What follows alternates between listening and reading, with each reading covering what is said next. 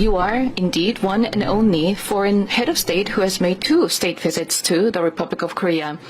And it is the first time that you are the first U.S. president that has been conferred the Grand Order of Mugunghwa by Korea. So indeed, our meeting is very meaningful. And what is also significant and impressive is that it's been 9 months since your inauguration, and around the world, in 8 conflict zones, you brought peace. So you are indeed a peacemaker. So it's almost once a month. So many people have been killed and so many damages were done, but you have been successful in bringing peace to many parts of the world. And I hope that your peacemaking skills can be applied to the Korean Peninsula so that we can bring peace on the Korean Peninsula as well. And if that happens, I believe that you will be recognized forever in the history of humanity. And also this will be indeed welcomed by Korean people, because bringing permanent peace on the Korean Peninsula has been a long desired goal for our country. And as I mentioned many times, you have wonderful capabilities and skills as a peacemaker. And if you can help us, and if you can establish peace on the Korean Peninsula, then we will support you so that you can become a peacemaker on the Korean Peninsula as well. Chairman Kim, I hope, will see your true heart and intention. This time, your meeting with Chairman Kim did not happen, but I am very happy that you are willing and open to having a dialogue with Chairman Kim, and the posture itself is a lot for us.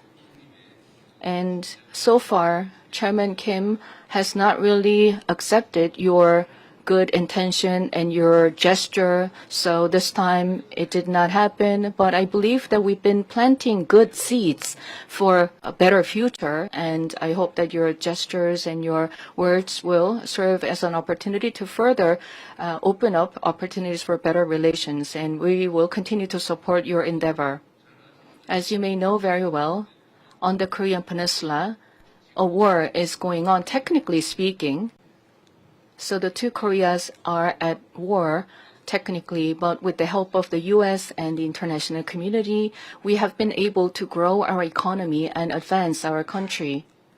And going forward, our bilateral relations are going to focus on modernizing our alliance so that our alliance can become more comprehensive and strategic. Korea has decided to increase our national budget for defense. So military spending and the defense budget will be expanded to further strengthen our military capabilities. As you may know very well, the current defense budget of the Republic of Korea is about 1.4 times of the total GDP of the DPRK. So our budget, our military spending is quite significant, and we're ranked number 5 in terms of our military spending. So already it's quite a lot of money. However, I know that it is important to continue to lessen your burden, military and defense burden for us. So we will continue to increase our military spending. Furthermore, I'd like to mention a few things. When I met with you last time, I didn't have a chance to explain in further detail, so there may be some misunderstanding. But when it comes to submarines powered by nuclear energy, I hope that you will support so that we can get supplied of nuclear fuels for submarines. We're not aiming for nuclear-armed submarines, but rather conventionally armed submarines powered by nuclear energy. Because our conventional submarines have limited capabilities, they cannot really effectively monitor and counter any undersea activities from other countries. So if you allow and support the supply of nuclear energy and nuclear fuel for submarines, then we will be assisting building submarines and military vessels. And if we are equipped with nuclear-powered submarines, we can help your activities around this region by providing the patrol and other activities. I understand that you have already expressed support for reprocessing of spent fuel and enrichment of uranium. And if you facilitate the working level consultations between our two countries regarding that, we will be able to achieve good results. And you are now working to make America greater again. And I can see that there has been a lot of achievements. And last night I checked that your stock indexes have hit another record high. So you are indeed making America great again. And so against this backdrop, Korean companies will continue to invest in the U.S., and we will continue to support your endeavor in revitalizing your manufacturing sectors, and shipbuilding sector cooperation will also continue because this will benefit the Korean economy as well, and it will benefit the U.S. economy. And all these efforts will further advance and strengthen our bilateral alliance and relations. We have 50 million people in Korea, and along with our Korean people, once again, I welcome you to the Republic of Korea, and I hope that we will continue to work together for better Korea, for better U.S., and also for better bilateral alliance. Welcome once again. Thank you very much. Well, I'd like to thank you very much, and I want to thank all of your people, many of whom I know, and we've been dealing. They're very tough negotiators, and that's the way it should be. And I will say that we're working together. There's a great love between our communities, between our people, between leadership, and we're all friends. I know you showed me a picture from a long time ago of you and I, and you're looking better now than you did then. That was quite a while ago, so you're doing something well.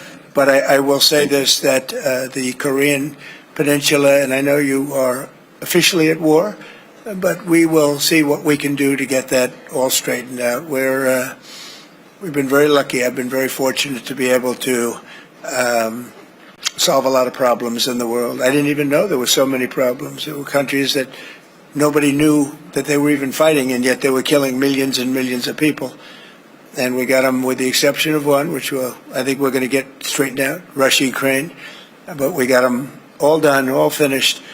And you know that I'll be working on this very hard with you, with your team, with a lot of other people, see if we can do something that makes sense.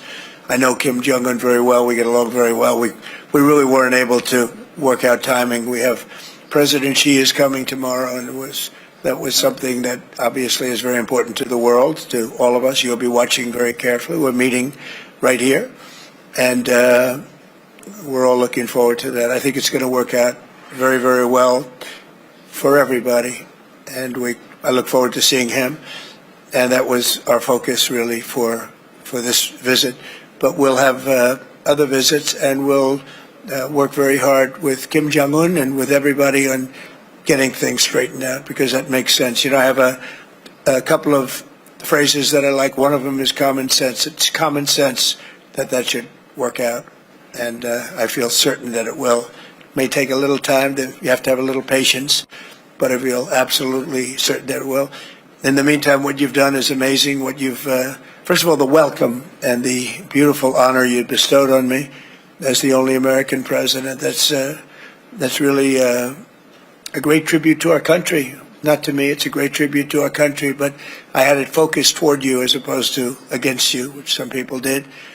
What you've done and what you've created, what you've done in really a very short period of time, relatively speaking, is amazing. It's really amazing. And you're working with us now on shipbuilding because you've become a master of shipbuilding. You know, during World War II, we were the biggest. We were number one by far, the United States. And then through a series of very bad decisions or lack of caring, we really didn't make ships very much anymore. We made other things very well, but we didn't make ships. Well, making ships is a necessity.